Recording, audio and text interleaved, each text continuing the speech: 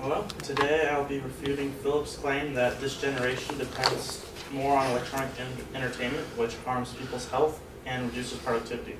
This is really two claims in one, that it harms people's health and that it reduces productivity.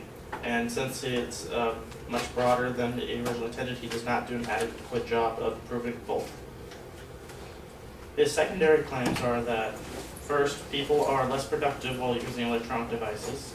Second, modern electronics are distracting and harmful for human action. And third, kids these days tend to stay home and play video games rather than doing outdoor activities.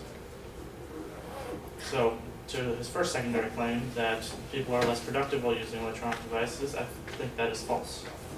People are actually more productive while using electronic devices. Technology is designed and in fact exists to make our lives easier and more efficient. The ease of communication has skyrocketed since the internet and your computer was invented. Social media, and then you can also research books, articles, independent researches, all can be done online.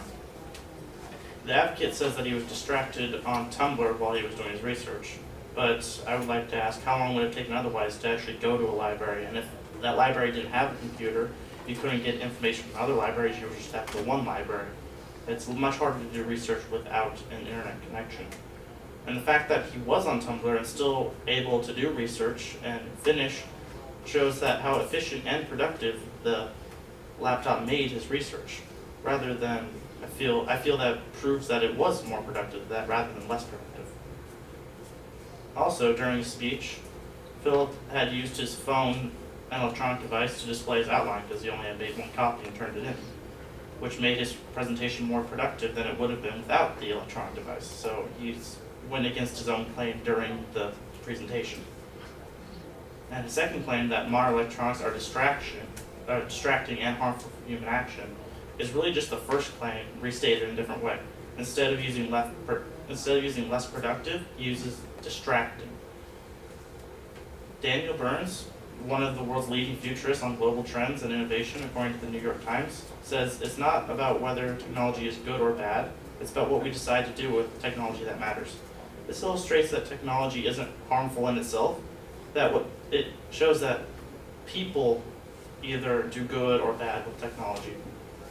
It's not really the technology's fault for being good or bad, it's what people choose to do with it. Also, to prove that secondary claim, Philip uses an unreputable source from youthvoices.net. It's a discussion page that was created by a sophomore in high school in Texas that said that he felt that electronic devices were distracting. But a sophomore in high school is not an authority on whether or not electronic devices are distracting. Maybe it was to him personally or someone he knew, but it's not a trend. Also, the rest of the posts were created by anonymous users about their feelings or opinions, which really isn't research, it's just statements from people on the internet on how they feel. And then his third claim that kids play more video games rather than going outside, that is actually true, but in relation to the main claim about how it harms health, the inference doesn't add up or go all the way.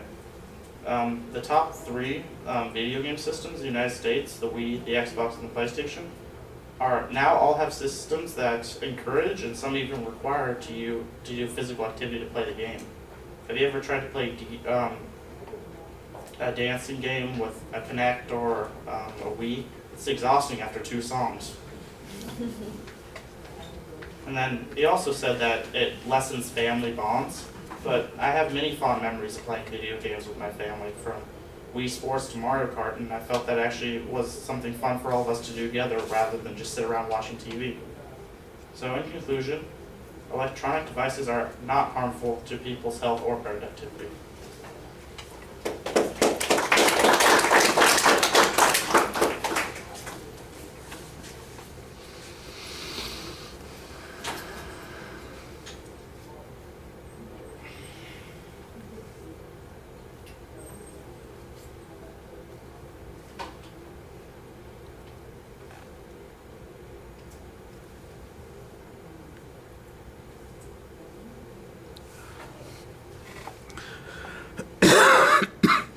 All right, you labeled the claim and you identified the fact that there are actually two claims in there, and I think that's important because you're going to have to address both of those issues. Although in the long run, it doesn't seem like they're substantially different. And in fact, you pointed out that the first two claims are basically the same claim, just with different wording. Your challenge on the first point concerns the issue of productivity. And I think you've got some interesting hypothetical examples. I suspect that it's probably true here, but we are really making these inferences based on our visualization of how these technologies are going to be used. And I think that you could probably discover a little bit more information to support the idea that productivity has gone up as a result of this kind of technology. I did like the fact that you pointed out the inconsistency of the advocate's own use of technology in the presentation. I thought that was kind of fun. The second point, you basically, like you said, make the same argument here. I did like the idea that you make an argument here that says it's not the technology, it's how we use it.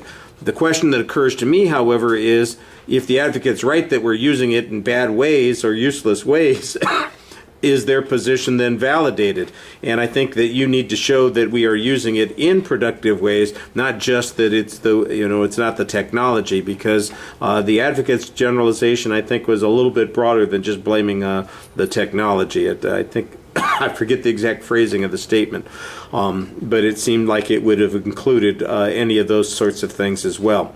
Then the challenge to the source citation. I need to know how you get this information. Did you go to the site, and is that information that it came from a high school student's discussion page? That you need to give us the information. I assume that it's right off of that page, so citing it just needs to be a little bit clearer. But I did like your explanation here about why it's problematic, and I thought you did a good job on that. And then the whole issue of the video games at the end. It's a reasonable challenge that you're making here. I think the proof on it is a little bit dependent on a singular example, and I think that you could probably find some more evidence to support those points. All right. Thank you.